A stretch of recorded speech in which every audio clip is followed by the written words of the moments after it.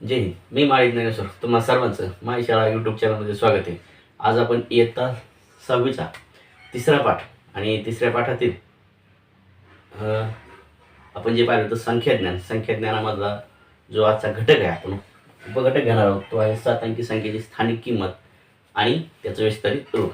पहिल्यांदा आपण संख्या आहे, प्रत्येक गोष्टीला जगातल्या प्रत्येक गोष्टीला किंमत आहे, तशी संख्याला बी किंमत आहे. मग संख्याला दोन किंमती, जसं प्रत्येकाला एक वेगवेगळी किंमत असते. उदाहरणार्थ माणूस म्हणून एक किंमत असते आणि तो तो ज्या पदावर आहे त्या पदाचीही एक किंमत असते, म्हणजेच त्या स्थानाची सुद्धा किंमत आहे. अगदी संख्येच्या बाबतीतही तसंच आहे. मग जे दिसताक्षणी म्हणजे काय, संख्येच्या दोन गोष्टीवर किमती कशा येतात, म्हणजे संख्या तुम्हाला दिसताक्षणी कोणती संख्या दिसते ती आणि ती एक्झॅक्ट कुठं आहे म्हणजे कोणत्या स्थानावर आहे यावरून संख्येच्या दोन किमती पडतात. संख्येच्या कोणत्या दोन किमती ते बघू आपण. तर संख्येच्या दोन किमतीत पहिली संख्येची किंमत आहे दर्शन किंमत आणि दुसरी आहे स्थानिक किंमत. आता दर्शनी किंमत आणि स्थानिक किंमतीतला फरक आपण थोडासा समजून घेऊ, कारण तो आपण तुम्हाला पुढे लक्षात येईल. दर्शनी किंमत काय म्हणजे दिसता क्षणी तुम्हाला ती कोणती संख्या दिसली ती किंमत म्हणजे दर्शनी किंमत. आणि स्थानिक म्हणजे काय, ती नेमक्या कोणत्या स्थानी आहे. स्थान म्हणजे कोणतं, एकक, दशक, शतक, हजार या स्थानावर जे आहे त्या स्थानावरून तिची जी किंमत असते तिला आपण स्थानिक किंमत असेल. एक उदाहरण घेऊ आणि उदाहरणावरून आपण दर्शनी आणि स्थानिक किंमतीला फरक समजू. किंवा उदाहरणार्थ मी एक असं संख्या दिली, तुमच्या लक्षात आलं की इथं मी 75 लिहिले. 75 मध्ये तुम्हाला सांगितलं मी 7ची किंमत सांगा, दर्शनी किंमत बी सांगा आणि स्थानिक किंमतही सांगा. मला दिसता क्षणी किती दिसले ते, तर तुम्हाला दिसता क्षणी 7 दिसतात. उदाहरणार्थ आपण एखादं दर्शन घेतो म्हणजे आपण पाहता क्षणी तुम्हाला किती दिसले तर 7, म्हणजे ती 7 ही त्याची दर्शनी किंमत झाली. याची ह्या 7ची दर्शनी किंमत किती आहे 7. आता येऊ आपण स्थानिक किंमत. स्थानिक किंमत काय म्हणजे एक्झॅक्ट ती संख्या कुठं आहे, एक्झॅक्ट ती संख्या कोणत्या घरात आहे, एककामध्ये आहे, दशकामध्ये आहे, शतकामध्ये आहे का हजारामध्ये आहे, यावरून तिची जी किंमत ठरते ना त्या किमतीला आपण स्थानिक किंमत म्हणतो. उदाहरणार्थ एककाची किंमत एककामध्ये असते, दशकाची किंमत ही 10-10च्या गटात असते, शतकाची किंमत ही 100-100च्या गटात असते. उदाहरणार्थ आता तुम्ही जर नीट लक्ष दिलं असेल तर इथं हे एकक आहे आणि इथं हा दशक आहे. म्हणजे काय, हा एकक स्थानी म्हणजे 5ची किंमत आहे आणि हा दशक आहे. दशक म्हणजे 10, तर 10-10चा गट किती वेळेस 7 वेळेस, म्हणजे त्या 7ची किंमत 70 आहे.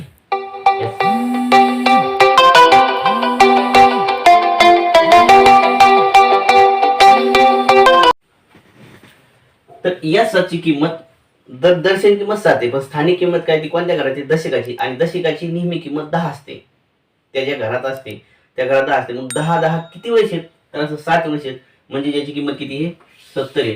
म्हणजे स्थानिक किंमत तुम्हाला आली याची 70. आता स्कॉलरशिपला असा बी प्रश्न येतो, स्थानिक आणि दर्शनी किंमतीचा फरक विचारला जातो. बरोबर, आपण थोडंसं स्कॉलरशिपच्या संदर्भात बघतो. म्हणजे उदाहरणार्थ कोणती अशी संख्या आहे का तिची स्थानिक किंमत आणि दर्शनी किंमत सारखीच असते. उदाहरणार्थ एककाचा जर तुम्ही पाहिला असेल, याची दर्शनी किंमत 5 आहे आणि स्थानिक किंमत सुद्धा 5 आहे. पण तीच उदाहरण जर 7च्या बाबतीत पाहिलं तर तसं होत नाही.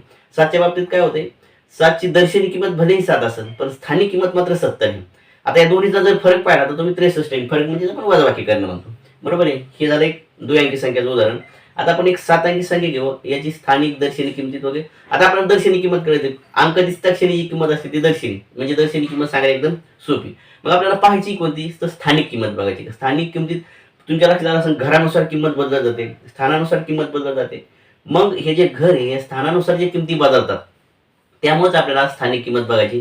आणि या स्थानिक किमतीचं एक्सटेन्शन आपण विस्तारित रूपात बघणार आहोत, ते पुढे बघू. पहिल्यांदा आपण स्थानिक किंमत म्हणजे काय ते समजून घेऊ. मी एक उदाहरण पुसतो आणि मग मी एक दुसरं 7 अंकी संख्या देतो आणि त्यावरून आपण ती समजून घेऊ एक उदाहरण, कारण आपल्याला 7 अंकी संख्याची स्थानिक किंमत बघायची. बरोबर, मी एक उदाहरण देतो.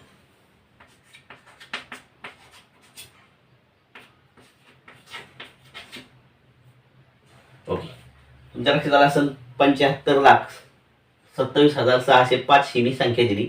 या प्रत्येक संख्यातली आपल्याला स्थानिक किंमत ओळखायची. आता त्यासाठी मला काय करावं लागेल, का मी इथं याचे जे स्थान आहे ते आखतो. उदाहरणार्थ हा एकक आहे, हा दशक, शतक, हजारचं घर, 10,000, लक्ष आणि 10,00,000. ओके, मी काय करतो या प्रत्येक याच्यात तो जो अंक आहे तो मी लिहून टाकतो. बरोबर आहे. पहिल्यांदा आपण काय करतो ते बघा. इकडे ही संख्या घेऊया वाटलं तर, आणि ही वर संख्या आहे तेव्हा तुमचा. आता आपण थोडं नीट लक्ष देऊ. आपण पहिल्यांदा याची हा एकक आहे, एककाची किंमत किती आहे तर ही 5 आहे. हा जो दशक आहे, दशकाची किंमत 10 असते, पण तिथं दशकाच्या घरात सध्या काहीच नाही म्हणजे तिथं किंमत 0 आहे. ही जो शतक आहे, ह्या शतकात भलेही 6 असतील पण शतकचा अर्थ असतो 100. किती वेळेस 100 आहेत तर ते 6 वेळेस 100 आहेत. ओके, म्हणजे किती 600. परत इथं 7000 आहे, म्हणजे हजाराच्या घरातल्या स्थानाची किंमत 1000 असते. म्हणजे किती हजार आहेत तर 7 आहेत, म्हणजे किती हजार झाले ते 7000. त्यानंतर हे दोन दशक हजाराच्या घरात आहे, म्हणजे याची किंमत 10 हजारच्या ग्रुपमध्ये असेल तर असे 10 हजार किती वेळेस 2 वेळेस, म्हणजेच ते 20,000 असते. बरोबर आहे. त्यानंतर हे 5 लाख, आणि त्यानंतर हे 70 लाख. ही याची झाली स्थानिक किंमत. स्थानिक किंमत, आणि सगळ्यात सोपं मी तुम्हाला पुढे याची स्ट्रिक दाखवतो. स्थानिक किंमत म्हणजे काय, ती जी संख्या घ्यायची असेल तुम्हाला स्थानिक किंमत सांगायची, ती संख्या पकडायची आणि पुढचे सगळे झिरो करायचे. परंतु ही स्ट्रिक झाली, हे एकदम साधं झालं, पण तुम्हाला थोडीशी कन्सेप्ट नीट शिकायला पाहिजे. कन्सेप्ट काय सांगते का, ती त्या कोणत्या स्थानावर आहे, ती कोणत्या घरात आहे, एककामध्ये आहे, दशकामध्ये आहे का शतकामध्ये आहे, त्याच्यानुसार तुम्हाला किंमत बदलायची, म्हणजेच आपल्याला स्थानिक किंमत काढायची. ओके, आता मी काय करतो, एक पुसतो आणि तुम्हाला स्ट्रिक सांगतो का कशी स्थानिक किंमत ओळखायची. का जर नसेल कळत तर बघूया आपण. उदाहरणार्थ मी हीच संख्या ठेवतो किंवा दुसरी घेऊ आपण.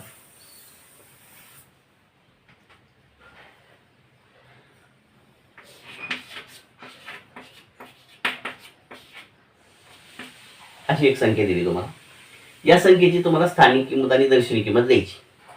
या 6ची किंमत किती असणार आहे, 6ची. आता तुम्हाला 7ची किंमत काढायची म्हणजे काय करायचंय, 7 हा ठेवायचा आहे. डावीकडचा विशेष नाही, उजवीकडे बघायचं आहे. उजवीकडे किती संख्या आहेत, 7च्या नंतर एक संख्या आहे. नीट समजून घ्या, 7 जशाला तसेच द्यायचे. याच्या 7च्या उजवीकडे किती संख्या आहेत, एक संख्या आहे, ते 0 देऊन टाकायचं. हे झालं 70. परंतु लक्षात ठेवा ही फक्त एक क्लुप्ती आहे, स्ट्रिक आहे, ती कन्सेप्ट नाहीये. कन्सेप्ट काय, ती ज्या घरात आहे त्या घरानुसार त्याची किंमत तुम्हाला माहिती का असणं कळलं पाहिजे. आता इथं किती आहे तर 5 आहे. 5 नंतर किती संख्या येतात, 2 0 देऊन टाकायचे. इथं किती आहेत, 7 नंतर किती आहेत, 1 2 3. ओके, त्यानंतर हा 0 आहे. आता तुमच्या लक्षात आला असेल, 0 ची किंमत 0च असते, स्थानिकही असू द्या आणि दर्शनीय किंमत असू द्या. तर कोणत्याही संख्येमध्ये तो कोणत्याही स्थानावर येऊ द्या, त्याची किंमत किती असते, 0च असते. तो तिथे इन्क्लूड केला काय किंवा तुम्ही लिहिला काय किंवा न लिहिला काय, काही त्याच्यात फरक पडत नाही. 9ची किंमत काय आहे तर हे 9 आहेत, आणि पुढे किती शून्य द्यायचे तुम्हाला, 5. तुमच्या लक्षात आला असेल. आणि या 6च्या घराच्या पुढे किती शून्य द्यायचे तुम्हाला, 6 द्यायचे. ही झाली यांची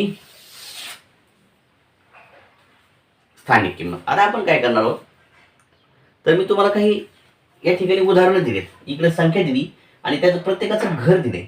त्या घरात ती एककामध्ये आहे, दशकामध्ये आहे, शतकामध्ये 1000 आहे, म्हणजे ते घर तुम्हाला शोधायचंय. त्या घरात तो अंक द्यायचा आहे आणि त्याची स्थानिक किंमत द्यायची. ओके, लक्षात आलं असेल काही स्थानिक किंमत आहे. आता काय करायचं आपल्याला, स्थानिक किंमत लिहिल्यानंतर आता आपण थोडंसं विस्तारित रूपाकडे जाणार आहोत. का आता विस्तारित रूप म्हणजे काय, तुम्हाला स्थानिक रूप कळलं असेल, कारण गेल्या वर्षी ऑलरेडी स्थानिक रूप झाले.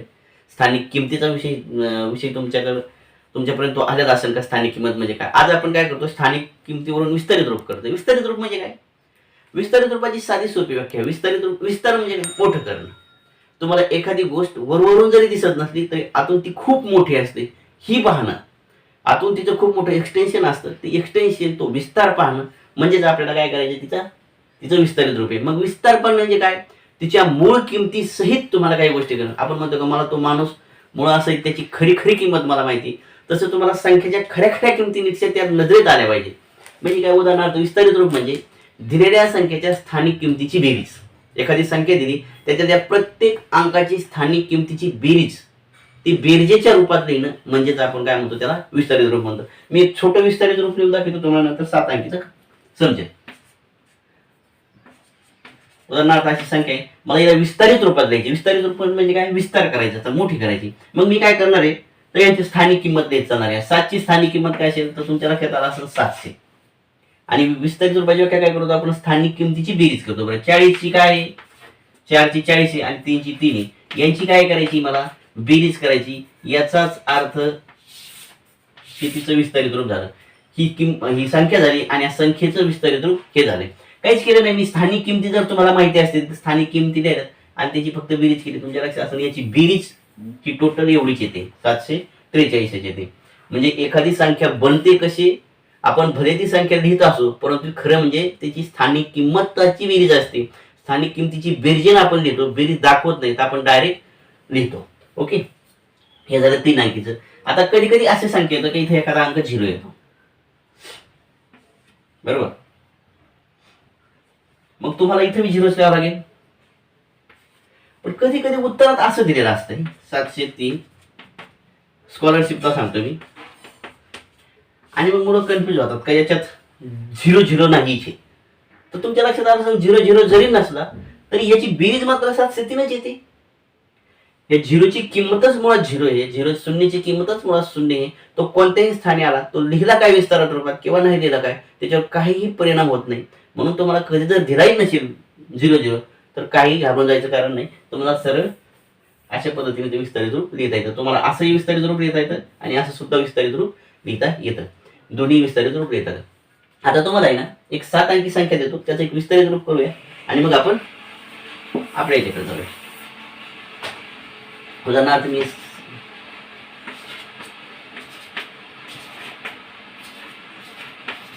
त्याचं विस्तारित रूप लिहायचे तुम्हाला. म्हणजे काय, त्या 6ची आता विस्तारित रूप येताना आपण 6 लिहितो आणि पुढे किती संख्या आहेत, 6. 1 2 3 4 5 6 प्लस मी वाटलं तर इथे लिहितो, ते इकडे लिहितो त्याचं, बरोबर. त्यानंतर हे 7च्या पुढे किती, 5 1 2 3 4 5. ओके, या 5च्या नंतर 4 आहेत, 8च्या नंतर 3. आता तुम्ही डायरेक्ट 3 लिहिले कारण हे 0ची किमती काहीच नाही तर वाटलं तर 0 लिहून 2 लिहा, पण काहीच गरज नाही. ओके, बरोबर. तुम्ही इथं डायरेक्ट नंतर 3 लिहिलं तरी चालेल. ही विस्तारित रूप ही, किंवा तुम्ही 0 हे 0 घेतला त्याच्यानंतर 2 0 परत हा 0 घेऊन त्याच्यानंतर पुढे 1 0 असं लिहिलं तरी चालेल. आणि नाही लिहिलं संख्या रेषात तर हे सुद्धा उत्तर आहे. मला वाटतं तुम्हाला इथं स्क्रीनवर काही गणित दिसतील, इकडे संख्या दिसतात, त्याच्यातून विस्तारित रूप दिसतंय. तुम्हाला ह्या संख्याचं विस्तारित रूप पुढे द्यायचंय. ओके, आता आपण काय करू का, नीट समजून घ्या का आपण काय प्रकार पाहिलाय का. एखादी संख्या दिलेली असेल तर तिचं विस्तारित रूप दिलंय, आपण विस्तारित रूप लिहिलंय. आता आपण असा प्रकार बघणार आहे, तुम्हाला संख्येचं विस्तारित रूप दिलेलं असेल, आपल्याला कोणतं रूप लिहायचंय, आपल्याला त्याची संख्या तयार करायची. ओके, मी पुसतो आणि मग तुमच्या आपण एक उदाहरण घेऊया. म्हणजे काय का तुम्हाला एक विस्तारित रूप ऑलरेडी दिलेलं असेल,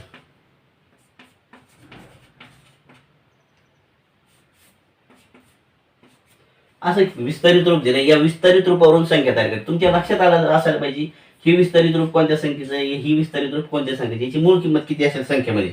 म्हणजे काय, तुम्हाला एकक, दशक आणि शतक, कारण सगळ्यात मोठी संख्या शोधायची पहिल्यांदा, ज्याच्यात सगळ्यात मोठे अंक असतील, अशी 1 2 3 म्हणजे ही 3 अंकी संख्या आहे असं गृहीत धरा. का खूप मोठ्या दिल्या तर तुम्हाला सगळ्यात जास्त अंक कोणत्या संख्येत दिसत आहेत ते घ्यायचं आणि म्हणजे ती तेवढी अंकी संख्या आहे एवढं लक्षात आलं पाहिजे. ओके, आता आपण काय करूया, ह्या एककाच्या मध्ये हा एकक दशक म्हणजे दशक स्थानी 2 होते, या 2ची किंमतच विस्तारित रूप स्थानिक किंमत किती आहे, 20 आहे. त्यातून एकक दशक शतक, या 7च्या स्थानी शतक आहे म्हणजे या शतकाची किंमतच किती, स्थानिक किंमत 700 आहे. म्हणजे आपली संख्या झाली 727. ओके, हे झालं विस्तारित रूपाने संख्या. आता कधी कधी असं दिलं जातं, यांचा क्रम मागे पुढे केला जातो, असं क्रमाने चिन्हाची काही गॅरंटी नाही. उदाहरणार्थ असं दिलेलं असते,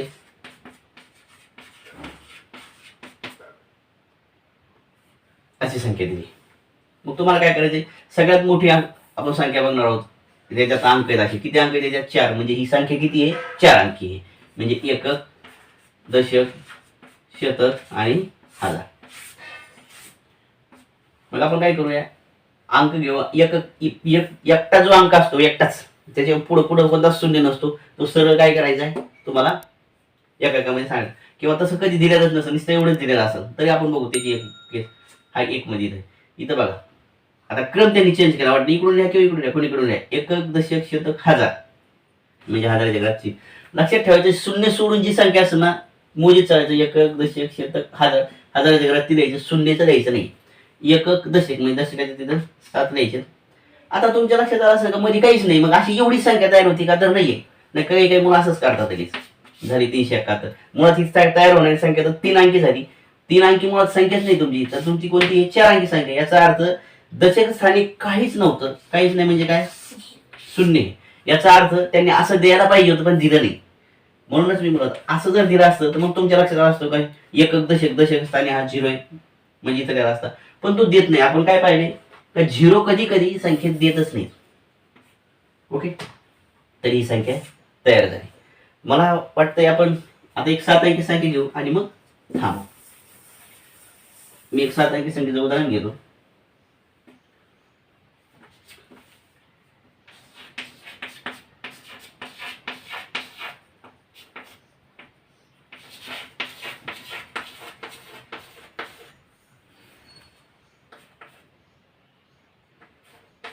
अशी संख्या दिली तुम्हाला. तुमच्या लक्षात आलं असं ना की ही संख्या सगळ्यात अंक याच्यात मोठी दिसतात म्हणजे एवढी अंकी संख्या आपल्या उत्तर येणार आहे. एकक, दशक, शतक, हजार, 10,000, लक्ष, 10,00,000 म्हणजे 10,00,000 आपल्याला लिहायचंय. म्हणजे काय? एकक, दशक, शतक, हजार, 10,000, लक्ष, 10,00,000 इथपर्यंत आपल्याला लिहायचंय. ओके, मोजून चला आपण. एकक, दशक अंक बघायचा आहे, शून्य सोडून द्यायचं. एकक, दशक, दशक म्हणजे 1 हे. त्यानंतर एकक, दशक, शतक, हजार, 10,000, लक्ष, 10,00,000. 10,00,000मध्ये 8 आहेत, बाकी शून्य सोडून द्या. एकक, दशक, शतक, हजार. हजारामध्ये 4 आहेत. अशा अगोदर घर भरून घ्यायची. एकक, दशक आणि शतक. शतकामध्ये किती येतं? 7 आहेत. बाकीचं काहीच दिलेलं नाही. मग आता एवढी संख्या झाली का? तर नाही. बाकीचं काहीच दिलं नाही म्हणजे नक्कीच इथं शून्य शून्य असायला पाहिजे होतं, म्हणून त्यांनी शून्य दिलं नाही. मग लिहून टाकू आपण शून्य. इथं शून्य, इथं शून्य. आता तुमच्या लक्षात आलं असेल का एवढी संख्या नाहीये. एककाचं घर बी शिल्लक राहिली. एककात 9ची संख्या तिथं म्हणजे तिथं सुद्धा काय आहे म्हणजे तुमची संख्या ही तयार झाली. असं आहे का तुम्हाला हे थोडीशी संख्या, स्थानिक किंमत, दर्शन किंमत, त्यानुसार विस्तारित रूप म्हणजे काय हे समजलं असेल. स्कॉलरशिपला याच्यावर हमखास एक प्रश्न असतो. 5वीला तर तो हमखासच प्रश्न असतो. तो तुम्ही याचा जर नीटचा अभ्यास केला असेल 5वीला आणि आपण थोडंसं उजळणी टाईप हा पाठ पाहतोय तर तुमच्या स्क्रीनवर काही विस्तारित रूप दिलेत, त्याच्यावरून तुम्हाला काय करायच्यात? संख्या तयार करायच्या. ओके, तर आज आपण पाहिले काय नेमकं ते समजून घ्या. आपण दर्शनी किंमत पाहिली. दर्शनी म्हणजे किंमत म्हणजे काय? दिसता क्षणी जी किंमत दिसते ती. स्थानिक किंमत म्हणजे काय?